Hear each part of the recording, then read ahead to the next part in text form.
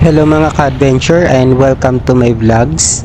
At sa araw na to mga ka-adventure ay samahan po nila ako mag-rides papunta sa isang bayan sa probinsya ng Cavite at ito yung Tansa, Cavite.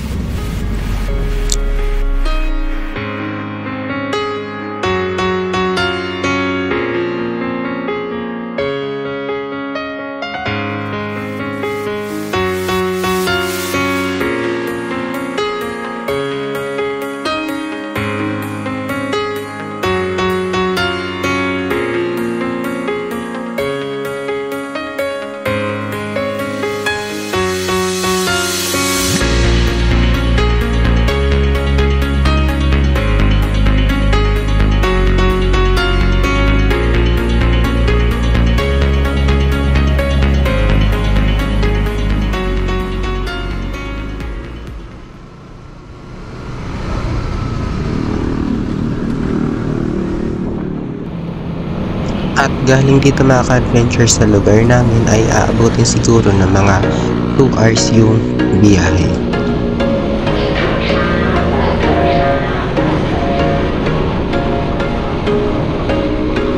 There was once a day that I would pray for you. I'd go and misbehave just so you'd notice too. Sneaking looks up and down from across the room.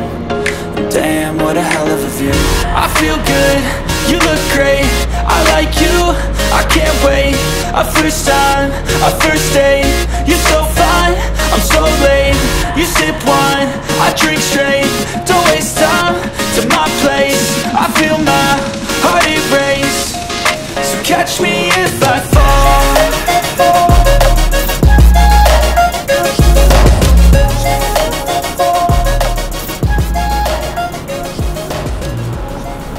At sa ngayon mga ka-adventure ay nandito tayo sa Magallanes na kung saan dito matatagpuan ang Magallanes Interchange at dito tayo dadaan papunta ng Nichols. At sa may dulo nun ay liliko tayo ng kakanan.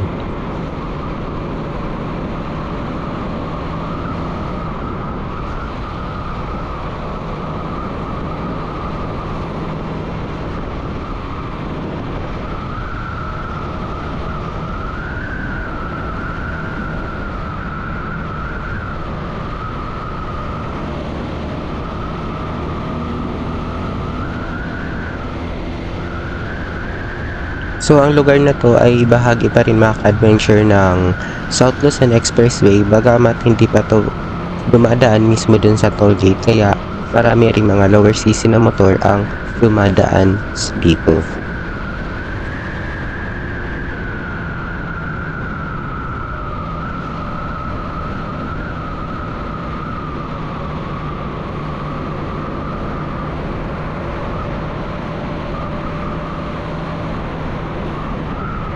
So mga ka-adventure, linggo talaga nang dumaan ako dito ng medyo umaga pa kaya wala masyadong dumadaan sa southbound nitong SLEX.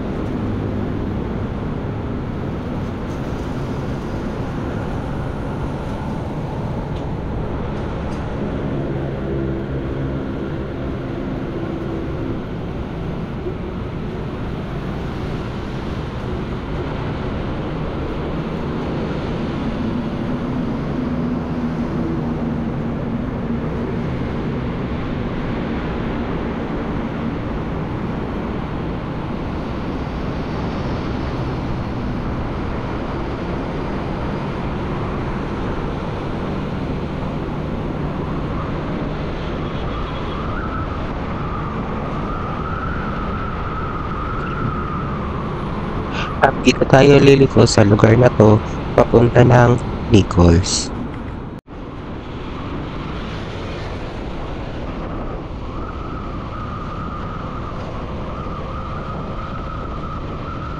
At sa ngayon mga ka-adventure, itong kaling tinataha ko ay ang mismong West Service Road ng South Luzon Expressway. At sa kabilang side po mga ka-adventure, yung kikita nilang kulay pink na pader ay sa likod nito ay ang mismong runway ng Ninoy Aquino International Airport.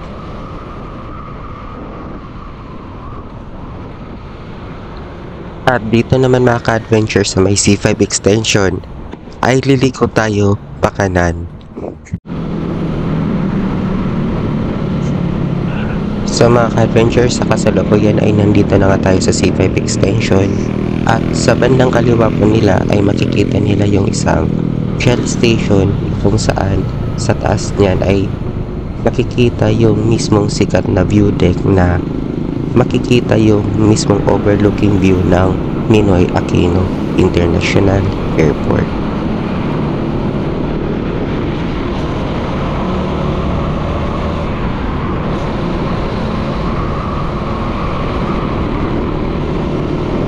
At sa may unahan nito mga ka-adventure ay medyo doble ingat sila sa pagpapatakbo ng mabilis kasi marami pong lubak.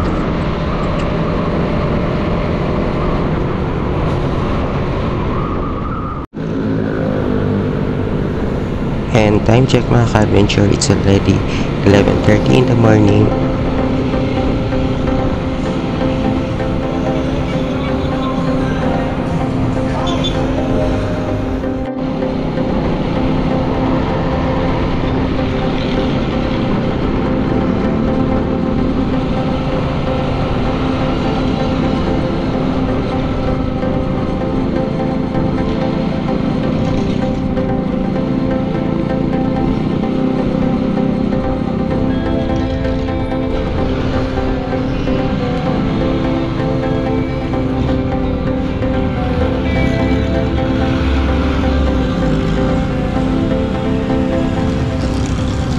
So finally mga ka-adventure ay nandito na tayo sa Obilandia Road na sakop na po ito ng Binakayan, Kawit, Cavite.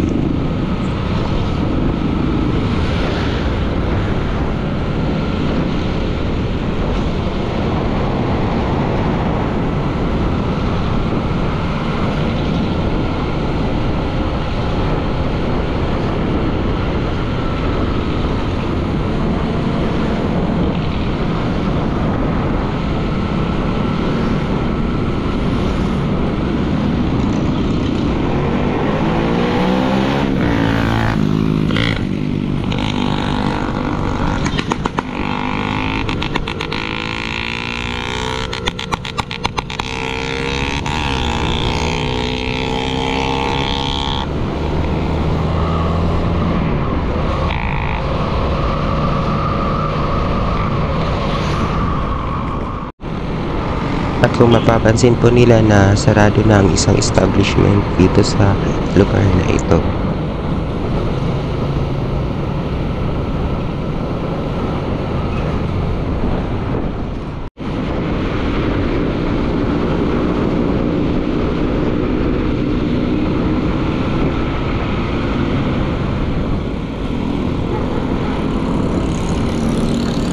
So masasabi talaga mga ka-adventure na maganda talaga pag-rides dito sa park na to, lalo na wala masyadong traffic.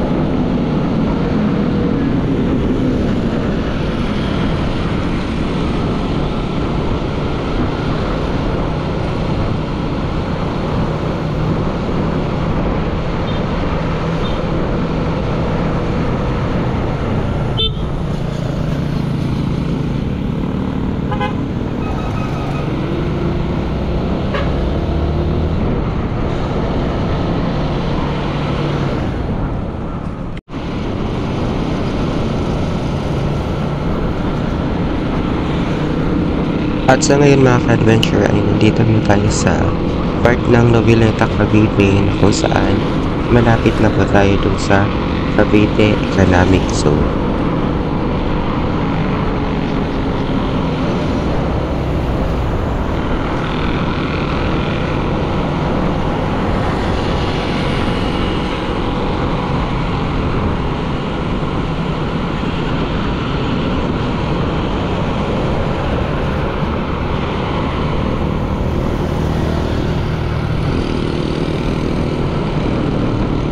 At sa pagkakalang ko talaga ang lugar na to ay part na talaga ng EPSA Cavite.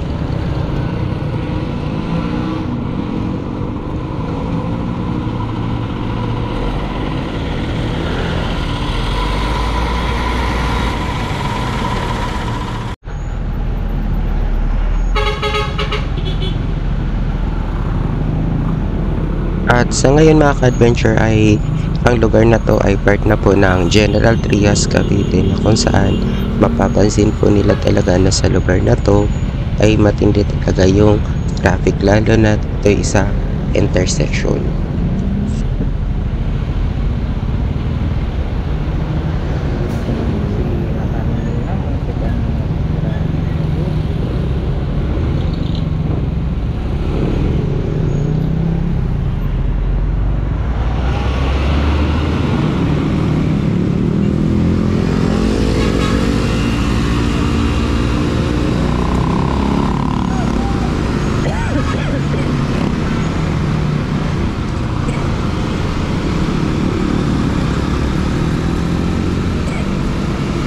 At sa ngayon mga ka-adventure ay tatawirin na natin itong Tahero Bridge ng part ng General Trias Cavite. At kung sakali natin matawid na ito mga ka-adventure ay ibig sabihin ay nasa Tansa Cavite na tayo.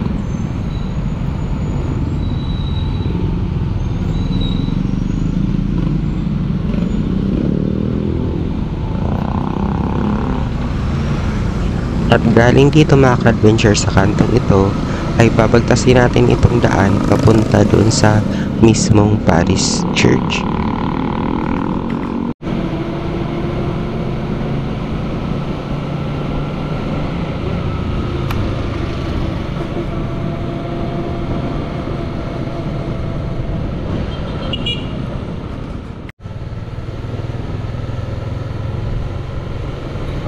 At galing dun mga ka-adventure sa kantong yon ay mga 700 meters pa ang layo ng ating mumotorin, pero mga siguro 1 to 2 minutes na lang naman ito.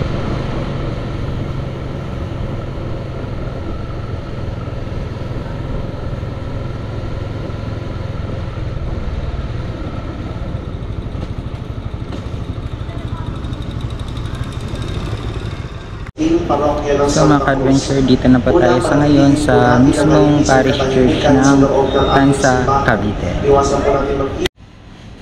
Ang Parish Church mga ka-adventure ng mismong Tansa Cavite ay kilala din bilang Diocesan Shrine of St. Augustine.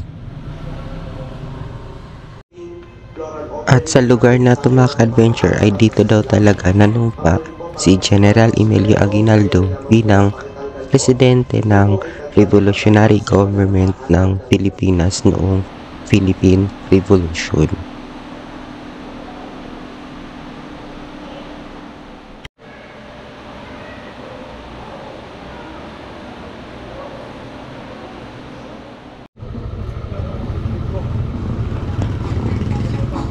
At galing dito mga ka-adventure dito sa lugar na ito ay dito natin uumpisahan ang pag-explore sa bayan ng Tansa, Cavite.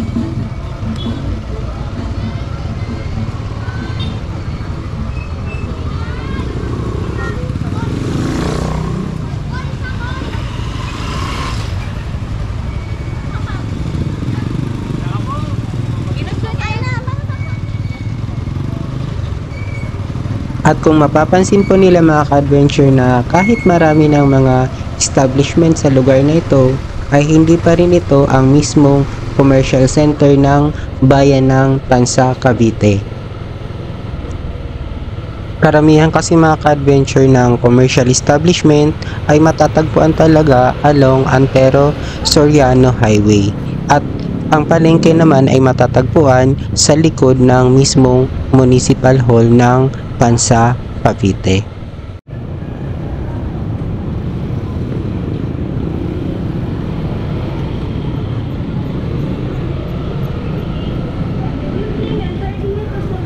At sa ngayon mga ka-adventure ay nandito na po pala tayo sa San Agustin Street, na kung saan ito na mismo po yung labasan papunta sa mismong highway papuntang Naik, Cavite.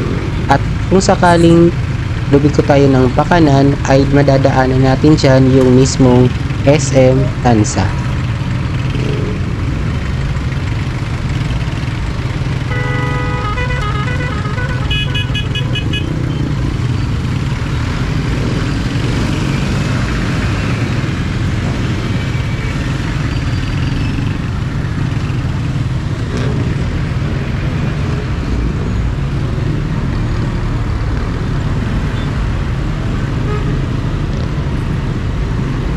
At pag diniretso natin mga ka-adventure ang kalsadang ito, ay papunta na po ito ng Trece Martires, Cavite na siya mismong provincial capital ng lalawigan ng Cavite.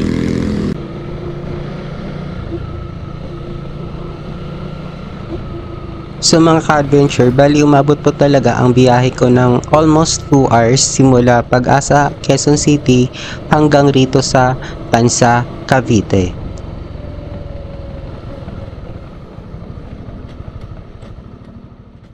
And that's all for this vlogs mga ka-adventure, and thank you for watching and see you on my next video.